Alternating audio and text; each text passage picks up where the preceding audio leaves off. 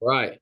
One thing too, everyone, that now that I got everyone pulled up here as we get going, if you ever, what I might start sharing too is our on my infinite banking radio, I also share the audio of our live call. So people can't maybe see what we're going over, but they can hear the dialogue. So you get in that situation where you're driving from, you got a 2 hour drive to a sales call or something, you can pop that thing on and re-listen to what is on the live call. So let's do this. I want to show everybody really quickly. I was talking with Zane last night, and we're just all there's Zane. We're just wanting, like I've always said, we're always wanting to bring as like much value as we possibly can to the team.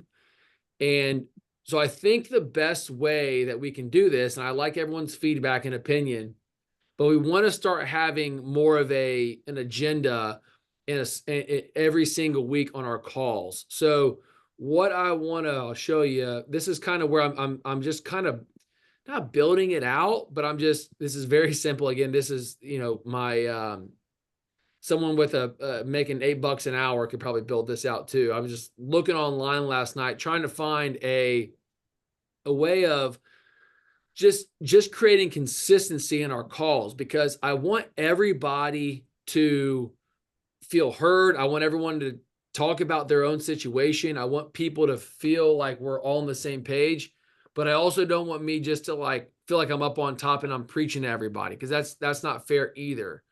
So what my thoughts were is I would say let's try this tonight, and if everybody, and then we can just, this is just for the first time, we'll keep on adjusting this and making it more efficient.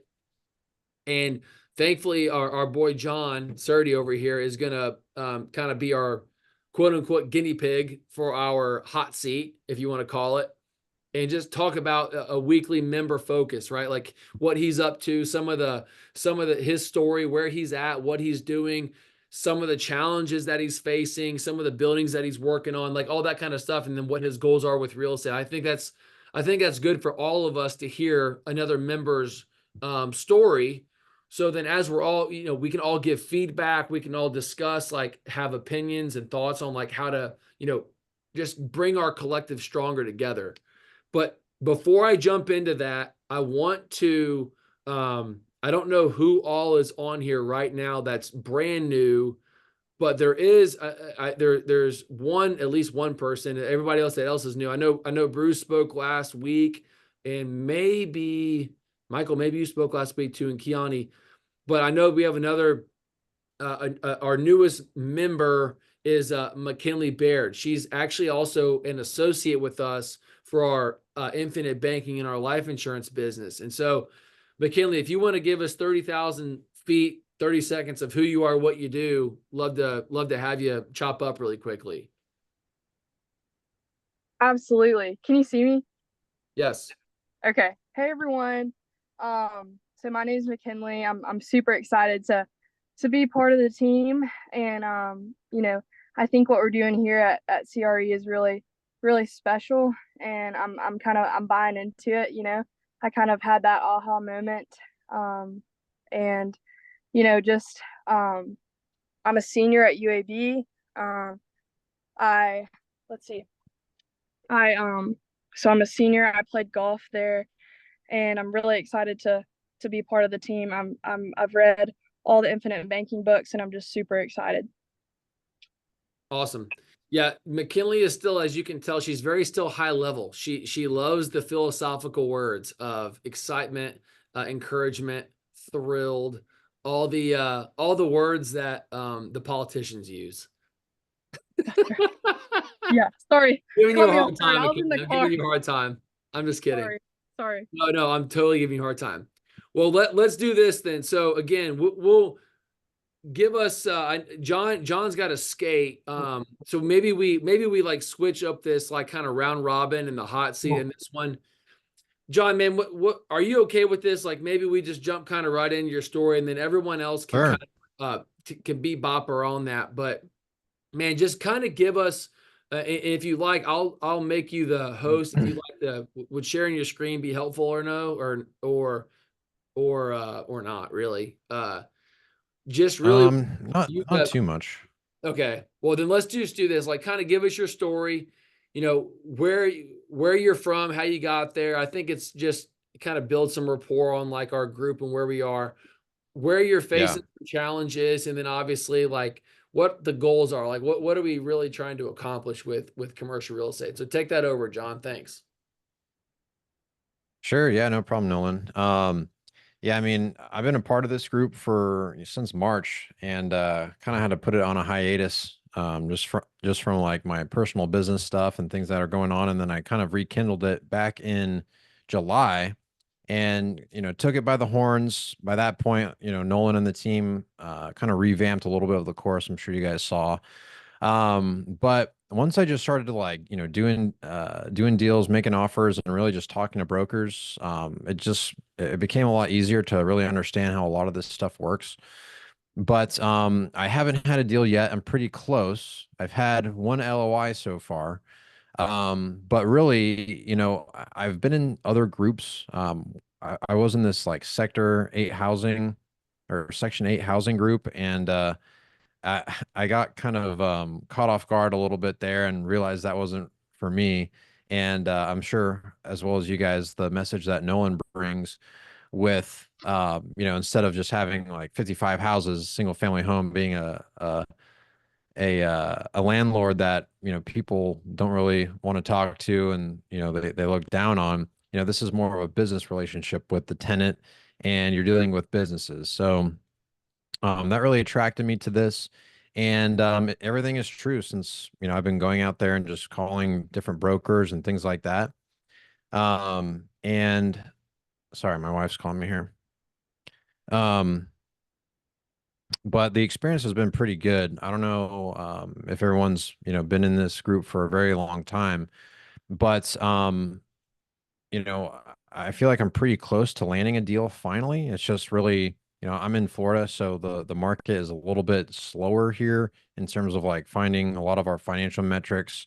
Um, it's not really like there's not many like 8 to 9 or 10 cap listings or above. So you really just have to try and find that deal where there's really like a hair on fire problem from the seller. And so there's been a couple that have been rolled in, but it's just a numbers game, and I'm pretty close. I know one's going to come soon. Tell me more, John. Like, so other than just the cap rates that you're experiencing, because I feel like a lot of the challenge for a lot of people when they're just getting started is that initial relationship with brokers. It's kind of like like tires in mud where you're just trying to get the ball rolling, like trying to figure it out. How have you, like you said, I mean, and everybody that's on this call, like John is in the same boat, right? He hasn't closed $1 million deal yet. He's on his way. He's freaking close. But how can you help guys, or in your opinion, get someone to where they're like, okay, how can I create that relationship with that broker? What does that next kind of step look like to where, okay, this guy actually is sending me something that's worth my time? Like how have you experienced that? How have you overcome that challenge at least? Well, just from talking to a lot of brokers, I've probably made at least like a couple hundred phone calls by now. But from what I've noticed is that when you tell them that you're actually part of an investing group where you have like capital that's ready to go and it's not just like me as an individual, kind of poking around the markets. It's like, look, I'm part of a group of investors that owns over 200,000 feet in industrial. And when we find the deal that we like, we move pretty quick. And I've noticed that too, like when I tell them that we're, 45 days due diligence and 15 days to close, they like all that information too. And, you know, for them, assuring them that like we'll close as long as we have our physical and financial metrics met, then they'll go ahead and try and find one for us, right? It's really just instilling confidence in the broker that like if you find what we're looking for, like we'll close and you'll get paid type of thing. So I've noticed that's been the biggest driver for getting brokers to send me deals is just explaining the truth about our group and just telling them like, look, if you send me stuff, this is what's going to happen next so that you can get paid. And that's really where, a lot of the relationships have began with these brokers, um, as well as just like being a normal human, just talking to them and getting to know them a little bit more. But what I've also noticed too is that, even if I'm on Crexy or LoopNet, to start off there, even if a building isn't something that's directly, within our specifications, I'll still call that broker just to introduce myself in case he has something that's offline. Because a lot of the stuff that you see that's listed publicly, those are, being circled by vultures. But a lot of the times they do have a lot of deals that are offline that they can send you. So even if like you're on LoopNet or some of these, listing websites, just still call the broker because you never know what they might have offline. 100%. Tell me this then too, from when you're first getting started, how have you backed into your financial freedom number, right? Like there's a lot of I think we're all chasing this. If everybody's on the same page here, I think we're all chasing financial freedom. I don't want to, I'm not in like the time wasting time, but I think we're all like, hey, I've told everybody that, I told my wife this. I said, I want to have X amount of dollars of passive cash flow so I can go out to dinners with my buddy. I can play a round of golf every other week. I can drive the car that I want. I can put the fuel in the car that I want. I can put the toothpaste on my teeth that I want, right? Like it sounds a little ridiculous, but basically finding that number where you can, it's usually not as high as what you think. I was talking to another one of my clients earlier this week, and it was about this. He had this idea of like he was wanting to purchase debts and restructure cash flow and all that kind of stuff. And I said, it's usually not as large as you think. If the social media paints it out, you got to have $40,000 a month of cash flow, and that's a huge number to have because you usually have to have like, you got to have about $12 million of assets to cash flow about 40,000 a month. That's usually like the metric right there. That's not the point. But what I'm getting at is to bring it all back, John, like how have you and your wife figured out like, okay, what is our outgoings? What is our incoming? How can we create this lifestyle that we want? Not to say that we have to be flying private jets from, where we live to Chicago every other weekend to eat cheesecake, but how can we live the life that we want to live without having to overextend and like whatever that number looks like? What does that passive income like, journey look like? Like what does that number kind of, it could be big, it could be large, small, or whatever. What are you doing to move that ball down the field? That was a long-winded question. What does that look like for you? Well, especially with like the first deal that I'm trying to do, obviously, like I want to partner with you, Nolan, not only, for me to like learn the rest of the process, but also too, like as a first building, I want to make sure I'm doing everything right before I just go completely on my own. And who knows, some other things might come up too, where, I'll need some of the collective's help and resources. But really, if I get three buildings under contract, that are like, anywhere between like 12 to 15,000 feet. That's pretty much all like my wife and I would need, um, in order to, she'd probably take two out of those three buildings, right? But that's pretty much, what we've back tested into it. Man, that's awesome. Let me ask this. So does anybody on that's live here? We don't have a massive number tonight. We have a few.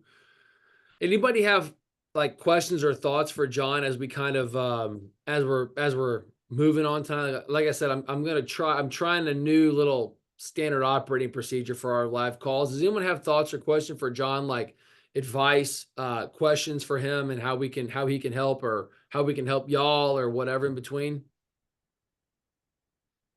I had a question for the group. I wasn't sure if there was anyone here that has actually closed on a deal yet with Nolan, kind of like what that experience was.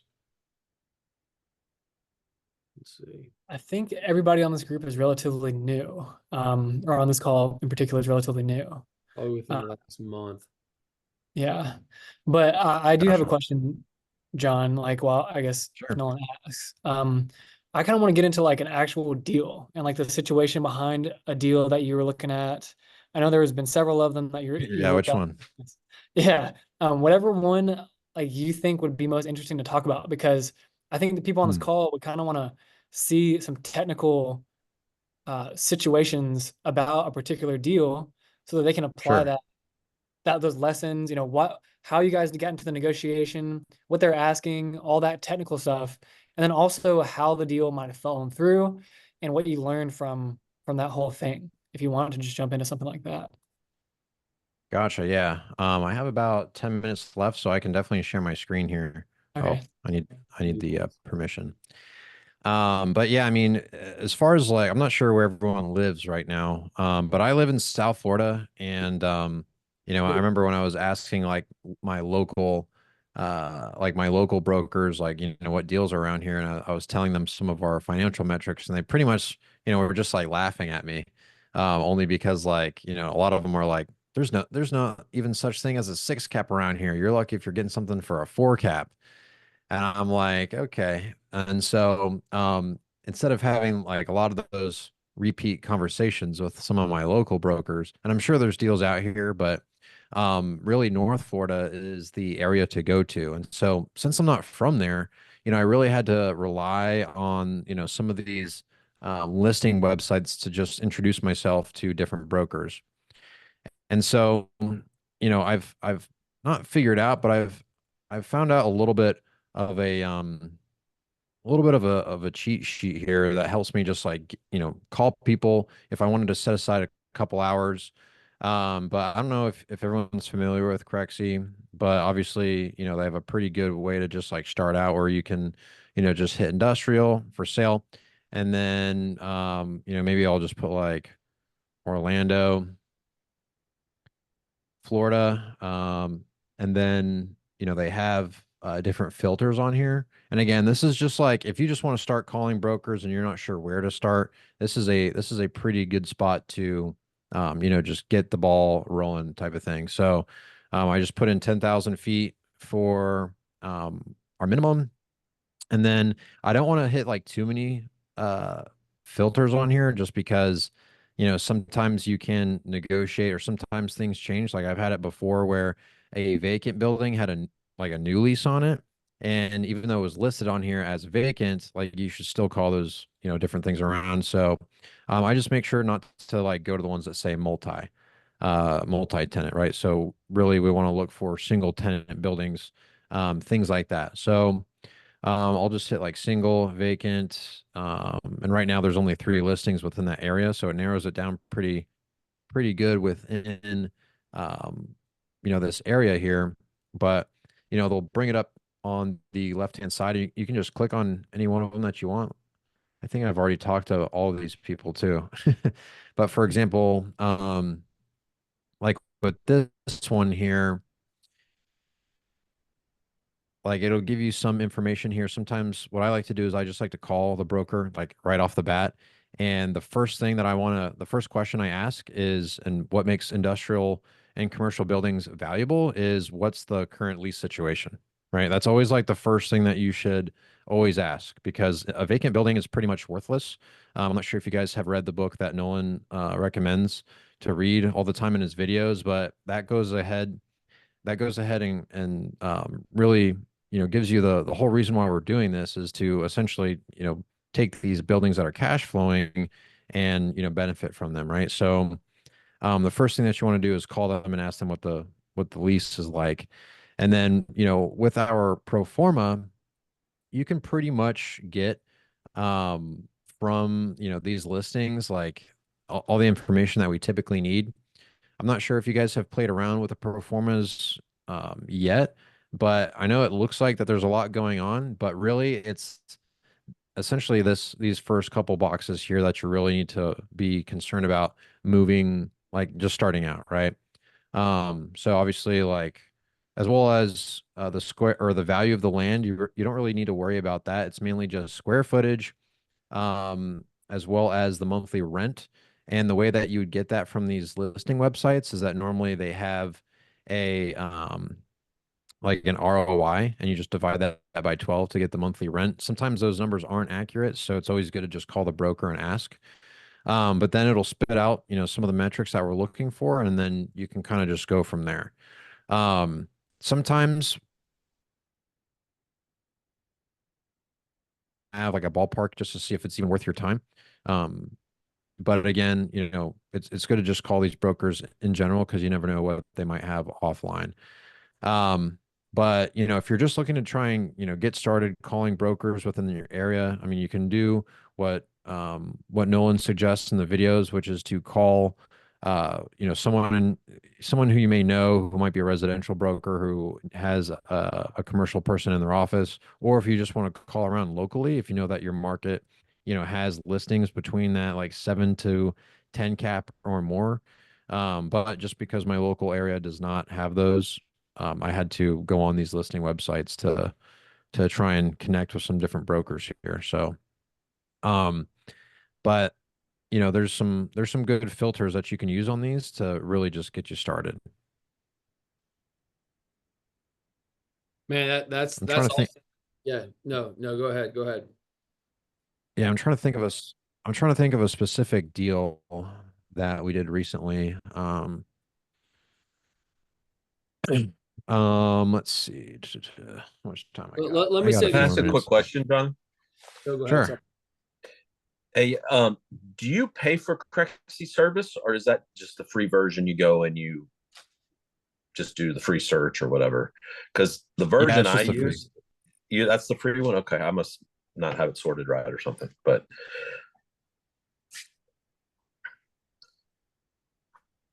Yeah, it takes a little bit to like know how to maneuver yeah, it here. manipulate it. But once you start looking for things and you start to like look for the numbers and plug it into your pro forma, you'll start to get more of a hang of it. But this was one where the or Nolan, did you have a question that you wanted to ask me? No, no, it wasn't so much a question. It was just more of like a pat on the back. But it's talking about that pro forma when you first receive that for the guys that are newer and you see that pro forma that John's talking about. It seems overwhelming because you're like, holy shit, there's like a lot of numbers and things that you're trying to comprehend that have value, and they all do have value, but there's only certain things out of the gate when you're actually intrinsically underwriting the deal that actually matter. Would you agree with that, John? Like out of the gate, all Yeah. this stuff has a conglomerate value to a deal that you're looking at. But as you're actually underwriting the initial financial metrics, like John said a second ago, there's only you're really only working on the left-hand column over there, like to actually see if it is viable or not to actually move forward. Because like you said, the depreciation is not important until you actually close. Like the all those other metrics are just going to be add-ons. They're going to be cherries on top, but you got to make sure you buy it out of the gate correctly. So it's very overwhelming out of the gate, but if you focus out of the gate very specifically on these metrics that matter, everything else like will help. It will slow down, and you'll um, be able to digest the entire pro forma as you keep going on. Would you agree with that, John? Yeah, and I'll just kind of show you a little bit more of the process of how this broker was interested in it, and some of the back and forth conversation that I had with him. Ultimately, this deal fell through only because the tenant for this building here, um it's a specialized building where there's like a lab and everything like that. So the tenancy is pretty sticky, but if there was ever a vacancy, it's like you need to find a company that is like in the lab industry, right? So it's kind of like if there is a vacancy, who knows how long it would take for you to actually, find a new tenant. And they wouldn't, I gave them a contingency that they need to, because there's 2.5 years left on the lease. I gave them a contingency that they needed to sign an extension of at least 3 years to get it 5 years. And it's absolute lease. So they take care of everything. It's a little bit more, it's a step up of just triple net lease, an absolute lease. And so, but initially John, tell us the difference between a triple net and an absolute lease. absolute lease, they take care of absolutely everything. And then the net lease, it's essentially everything as well, except for, I believe, in a net lease, we are responsible for the roof, correct? The structure, that's right. We Yep. provide watertight space to the tenant. The tenant is responsible for everything else, though. Nailed it. Yeah. It's pretty similar. I mean, that's like the reason why we're looking at these buildings too, because you want to make sure that there's good bones. If it has like, really good bones and things like that, then a net lease could almost be like an absolute lease. But, but yeah, so essentially when I saw this deal starting out, um, what I did was I just put a lot of these numbers into our pro forma, and it came back. I think the original offer I had was like, I think it was like, because they were asking for, no, wait, a different one. Yeah, they were asking for 7.9, and I offered a 5.6 million, which covers all of our financial metrics, right? Um, and they entertained it, and they wanted to go back and forth, but we were just kind of hashing out some of the other details with the interest only, leaving money in the deal and things like that. I have a But question. yeah. Sorry, I don't mean to interrupt, but I think there's something important there. When you said that they entertained it, at first, how did the how did the broker and the seller feel at first about seller financing before you made an offer? So yeah, when I talked to the broker, I asked them like, hey, look, the way that we like to approach these deals is, we really want to see like what the seller's motivation is and, why they're even trying to sell it. And so the guy was like, or the broker was like, yeah, this specific seller, he's had this building for a while.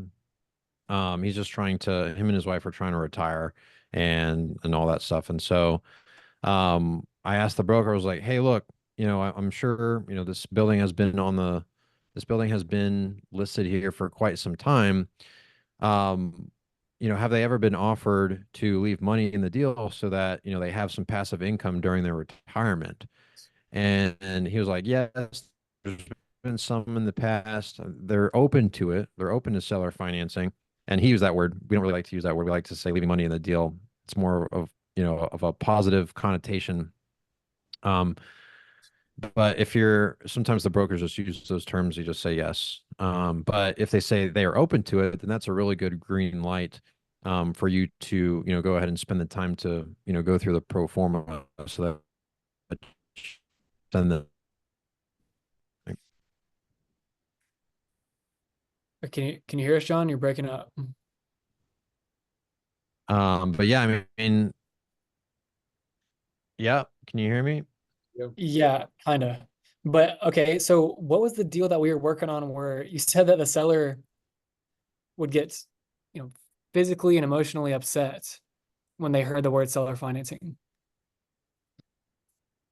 You remember? Let me try not sharing my screen because I think my internet's like, Oh, okay. can you guys hear me? Good. Yes. Good.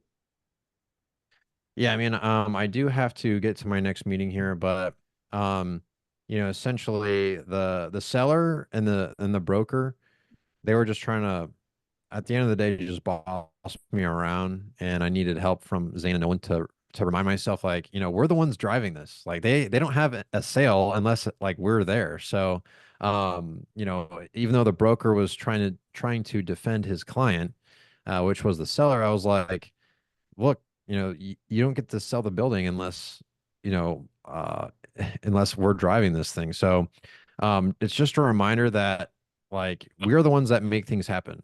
Don't ever let a broker just boss you around like that, because you can just be like, all right, fine, I'll just go do another deal, there's always something around the corner. Love that. I love it. Dude, I thought it was pretty ballsy. What if like 7.2 and you offered 5.8 or something? That's pretty Yeah. awesome. And they were entertaining it. So that's how much it's marked up. Is that, I mean, Yeah. did I interpret that right? So Yes. that's pretty huge. Yeah, and they come back Yep. and they're actually entertaining the offer. And John, we don't Yeah. want to keep you too long. So like you can feel free to jump off if you need to. Yeah. Yeah, I would just say, call as many people as you can, even if you think that you're lowballing someone. A lot of the times, especially on these listing websites, they're marked up a lot.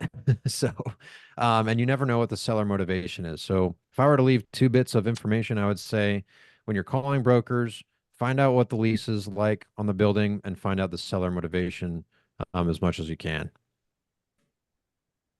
I love that. Awesome. Well, John, man, we'll be seeing you here in a couple of days, man. We're really excited about it. Yep. See you guys in about 48 hours. Yeah, looking forward to it, brother. All right, dude. We'll see you guys soon. Okay. Thank See you you. later. All right. Get out of here. All right. Yeah. Bye. And, Hey, and I'll follow up with what John was saying. It's pretty amazing how when someone has like one thing that he mentioned that I think was really strong, and I'd like to hear everyone else's opinion on this because I want this to turn into a more of a dialogue versus me like a college course. 'Cause I went to public school, but one thing that John said was, nothing happens unless you as the investor make it happen. And think about it this way. You're the investor, so there's no property to purchase, there's no money to be lent, there's no property to insure, there's no commissions to be paid, there's no title commitments to be had. Nothing happens, like literally nothing happens without you. Like everybody on this call, like nothing happens without you. And when you hear these brokers that are high and mighty and they think, oh well, we don't do things this way, I'm like, well then fucking kick rocks, like whatever. Like I don't really want to work with people like you, not because you're a bad person, but because you have a very closed mind as to how to actually do transactions. And when people think there's only one way to do deals, well then guess what? Like they're gonna just shrink their closing pool if you really think about it. So what John said was just nailed on, and John's awesome. He'll be at our event in a couple of days, which is wild. I've got so much stuff in my office right now, like trying to get everybody ready for. We're so pumped up, like it's so exciting. But like, just know that remember that you are the show. Like you are the man in the arena. Like it sounds a little cliche, but like nothing happens without us. Like we are the investors. Like I said, I've been back and forth on the phone with my banker today. We're closing that deal. We're closing the deal tomorrow. And it sounds almost comical, guys, but Zane already saw the HUD statement. He was in my office about 45 minutes ago, 45 minutes ago. I'm getting a check at closing for like $7,400 on a $1.1 million building, and I'm getting a check at closing. So it's like, and I'm not saying that look at me, but I'm saying though, like if you think it's impossible, it is not impossible. I'm actually getting cash at closing. So that's where we're saying like over the weekend we'll just like walk everybody through exactly, like it's not that hard. It's like here's the math, here's how you do it, and we'll work it through. So does anybody have thoughts, or Zane, do you have anything else on your mind about kind of like John's situation, his questions, but like just making sure we all know that we are the ones that make the freaking deal happen. Like this is our town. You know what I mean? Without getting philosophical. Yeah, so I could put some input on that, and I've probably told every one of you guys maybe this situation, but I don't know which one it was. But when I was negotiating with John on some deal down in Florida, it was so funny because the broker told us that the seller, when he talks to the seller, the broker who's representing the seller, when he talks to the seller, the broker told us that the seller gets emotionally and physically disturbed and upset when he hears the word seller financing. And so, I mean, this guy's like literally probably mid 70s, type old. and he sounds like a little toddler getting all upset and like squeamish and like squirmy. What do you say? Sorry, I'm just kidding. I'm just joshing. Okay. Well, anyways, apparently he got physically and emotionally upset. And he said, don't make a seller financing offer. Literally, those were his words. And so, we make whatever offer works for us because we're the buyer. And as Nolan just said, we make the world go round. We get everybody paid. So, and we figure out how to do that creatively if we need to. And so we make an offer, and John lowballs the shit out of this guy and asks him to leave money in the deal at a 5-year balloon or whatever. And next thing you know, during the same week, we're in negotiations about the seller financing terms of the deal. I don't remember the exact details of the whole thing, but it's just crazy that somebody who is even just so opposed to seller financing can get made an offer. And no matter what the broker tells you about, oh, well, the seller's already turned down offers way more than this for seller financing, or they're completely uninterested in seller financing, it really doesn't matter at all. And it's really just up to us to go and make a smart offer that that makes sense for us as the buyers, and then we'll see what they say. Zane, let me go another step on that. I think the main reason why people get upset is because they're being asked to owner finance things. Like most people, they have the wrong vocabulary where they say, hey, hey, seller, finance us something, like finance. And it immediately spooks the seller. But as Zane just said a second ago, offering the seller something. We've said it 100 times. If you watch all of our stuff, it's the difference is the offer. You're not asking, you're offering. And that's something that we'll talk about over the weekend for those that are coming in town. But the name of the game is offering people something.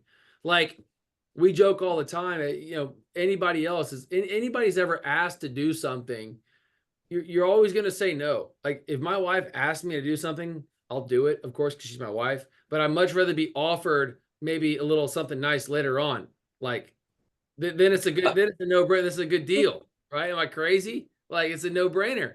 But I'm never, and then never. Sometimes I'll offer that. It's very rare. But I'd much rather be offered some. Somehow, I feel like I'm an attorney, just like backing myself into that somehow.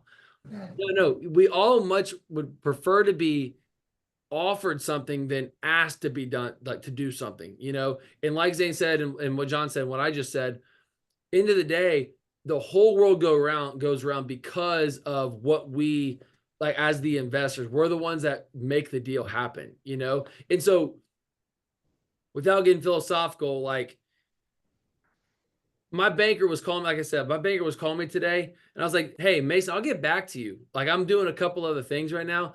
Remember, he's getting paid based off what I'm doing. My attorney gets paid off of, the entity that he creates because of the building I'm buying.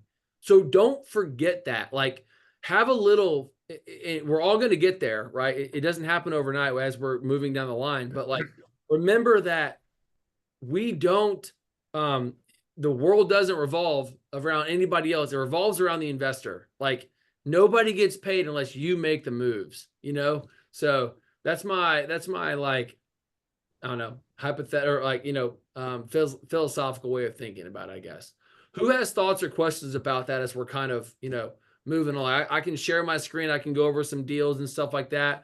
But I really wanted to I want to create like an agenda every week where we're bringing on maybe a new investor, like what they're doing, what they're working on. That way we can have like some consistency. Who has thoughts or questions or opinions on that?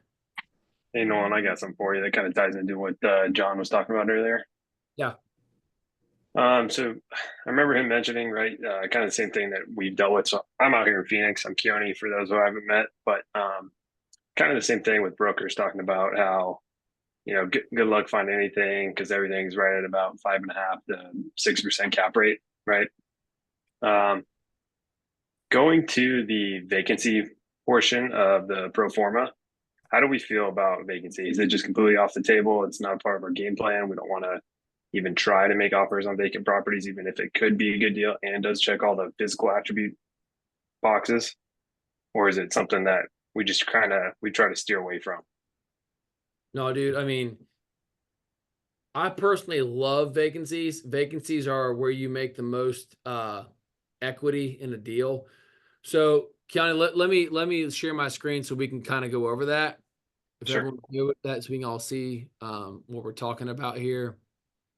So, it's here, 70% offer. If you guys have your own pro forma, you can pull this up, but it's pretty simple. This 70% calculator is really only used for those for a deal that you've got that is vacant. Okay. So in this case, let's use a very simple metric here. Zane is adding a bunch of stuff to my pro forma. It's throwing me off. So, I haven't added anything. okay. All right. Whatever. Yeah, you have. I said, okay, never mind. Whatever. It doesn't matter. Offer price. Just so I can get on the same page of them. 10% cap rate. Okay. Let's say it's 100 grand.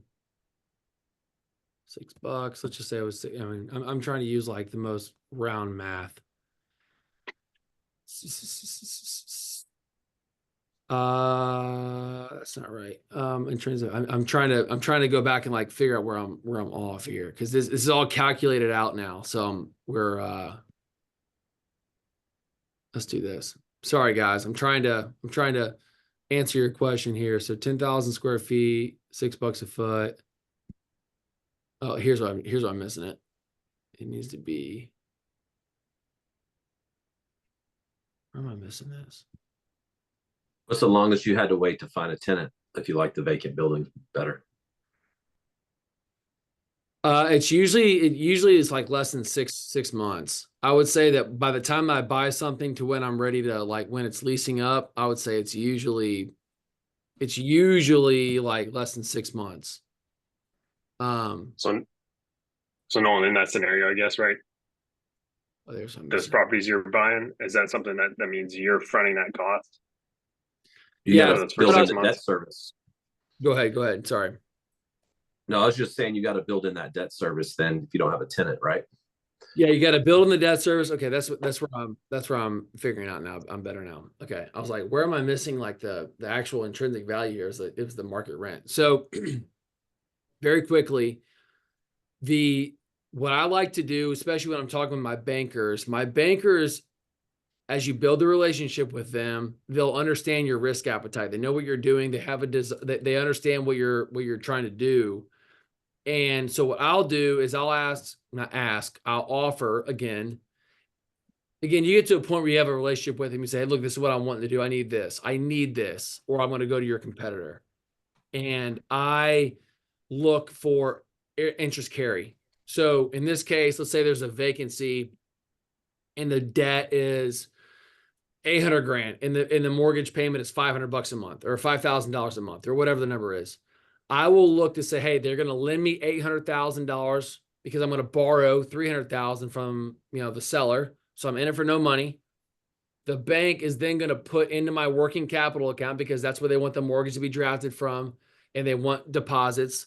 They're going to lend me a total amount of $860,000. 800 goes to the HUD statement and the closing. The other $60,000 goes into my working capital account. And I could use that. I could use it for anything that I want, but I keep that in there. I don't really touch it. It just goes to service my debt over that amount of time that I'm actually, looking to lease the space up. It really depends upon the nature of the deal, right? If it's more risky, like again, I don't have a tenant at that point. I got to rehab some property, whatever. The bank will lend me the money. They'll lend me some interest carry, and then I'll just cash flow the thing once I actually lease it up. And I mean, I'll pay the leasing, the leasing commissions out of my pocket or some of the rehab out of my pocket or whatever. But then you can just refinance once you lease the space up. So in this case, you got a building that's 10,000 square feet. Let's say the market cap rate is 10%, just for Here we go. 10%. Oops. Just so we can have like round numbers. Just so we can be, who's that? Keone. $1 million valuation. I like to offer, and again, this is the roundest numbers of all time, of course, but we can work off of this. What were we saying? Sorry. Okay. So $1 million valuation, obviously it's just the market cap rate divided by, or the cash flow divided by the market cap rate. So it's $1 million of intrinsic value. I like to stick at 0.7% of the intrinsic value because that's going to allow you to refinance your equity out. You subtract your rehab cost and you subtract your leasing commissions. So this is where I like to make an offer at on a vacant building based upon you knowing the value of the space is going to be $1 million. Does that make sense, Keone? Or what question can I answer further? No, that makes sense. No, I was just mainly curious on if we do.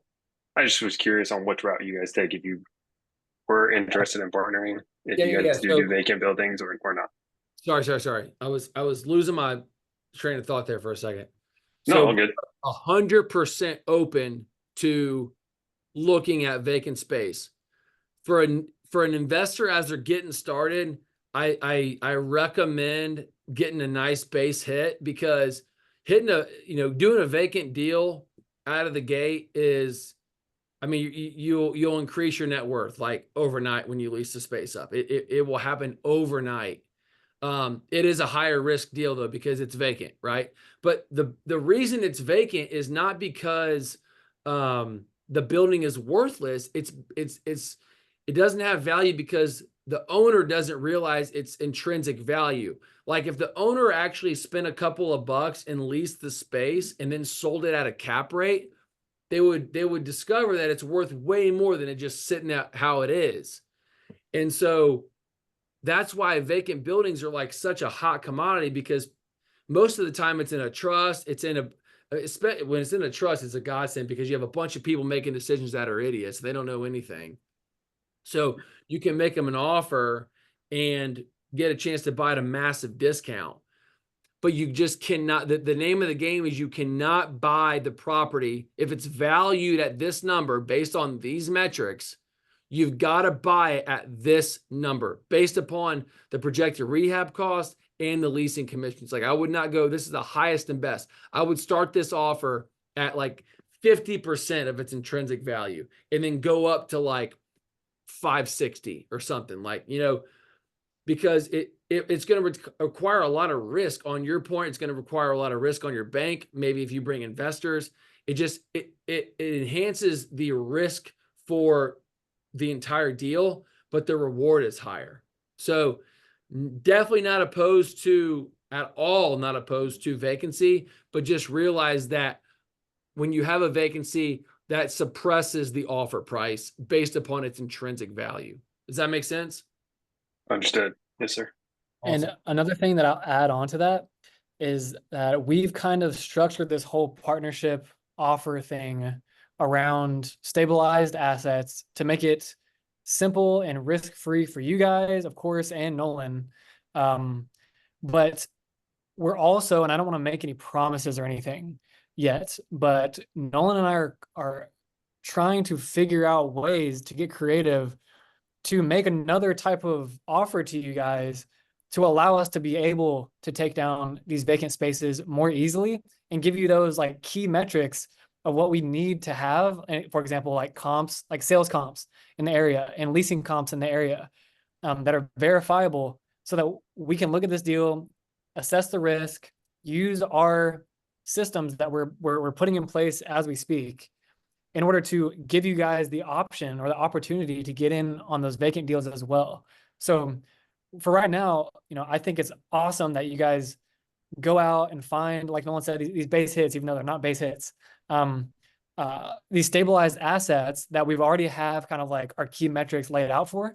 And then in the future, as you guys are continuing to work on these deals, and me and Nolan are continuing to improve the collective and add more and more value to you guys, we'll probably very soon get around to that ability to go and take down vacant deals, and it's going to be awesome. But I don't want to make any promises yet. We're getting close, y'all. We're getting real close.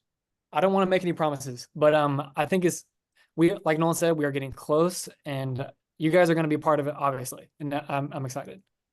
Yeah, it's getting close, getting real close. Yeah. Yeah. Anybody else? What else is on y'all's mind?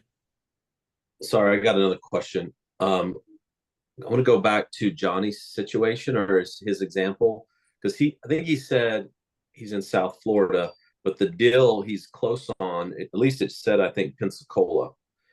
So you're talking South Florida, North Florida. So he's going to have to find property management, right?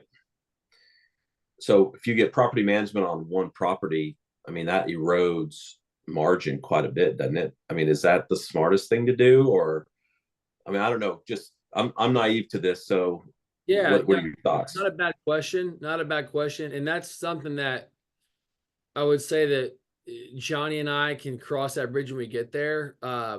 I don't value, or I don't put property management as a metric when I'm looking at commercial property. So it's around here somewhere. Where is it? Property management.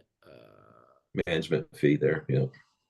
I usually I don't even have it as a variable because you know the kicker is that you know with philosophically, tenants that own a business do not want the landlord to be involved at all in their property, like in their business at all. It doesn't make any mathematical sense for a landlord to be in their way at all. Like I've you know on a couple of videos, think about it this way: if you own a building and it's got a dentist office in there, and Dr. Smith is working on your teeth, and you've got a guy. I'm in Birmingham. Imagine somebody owned and I was a dentist, and I had a landlord that was in Denver. I would much more likely prefer to maintain my building, my parking lot, my lawn, all that stuff, my landscape. I would prefer to be in charge of that versus my absentee landlord, because I want people to come to my office knowing that they're gonna have a clean professional experience versus like trash, dip cans in the street, trash everywhere. You know, you get what I'm saying. So Yep. I when it comes to a triple net lease, if we're buying them the right way, I don't even include a management fee. It's very simple. It's an ACH. And if my tenant has a problem, they'll just text me directly and I'll handle it. But I talk to my tenants like once a year. Like, just because I send them a Christmas card, and I send my tenants a bottle of like a fifth of like Evan Williams or whatever. Like, that's the only time I talk to them. Other than that, we just ACH the payment, and they think I walk on water because I sent them a bottle of booze. You know what I mean? So it's kind of funny, but it's true. They're like, "Oh, damn, No, I'm probably overthinking it. Yeah. Yeah. That's not a bad question, though. It's not a bad question. There's just not a whole lot of management. There's just not a whole lot of management. Like, I've got a building in Birmingham, which, are you going to be there, Dave, in a couple of days? I'll be there. And awesome. Okay. We'll drive by this. We'll probably walk it. Actually, one of my tenants is my life insurance client too. We'll walk the building, and it's a gross lease. So my tenant is not responsible for anything. I pay the tax and the insurance. And it is a more intensive, not intensive. It takes me another like 20 minutes a month to just do accounting, but it's just nothing. It doesn't even, like, there's no problems. Like, if there's something on their mind, they just like text me, and it's nothing. I don't know how to describe, like, versus a tenant. Oh, my toilet stopped up. Like, nobody ever calls me. I've never had a call for that. Everyone just handles it themselves. So that's my experience, at least. I don't know. Okay. No, that's good. So Cool. All right. Well, I appreciate everyone getting on tonight. What I'm going to do is for everyone that's going to be at our call at our event next in a couple of days. It's hard to I keep saying next week, but it's like, man, it's finally here. Zane and I and my wife Rach, we've been working really hard on this. We're just super stoked. We're really excited and cannot wait to see everybody. So we will see everybody then. I'm going to put this recording up on school. I'll put it up in the forum, and I'll also put it up in our school 2024 live calls. Anybody has thoughts or questions, like I say every time, text Zane or I. We're always on your team. Anything we can do for you guys, we're always here. Just let us know, okay? Awesome. All right, y'all. Thank you, everybody. We'll see you guys next time. See you guys that are in town in a couple days. There'll be plenty of liquid refreshments as well. We can't wait. Thank you. You guys. Thanks, y'all. See ya.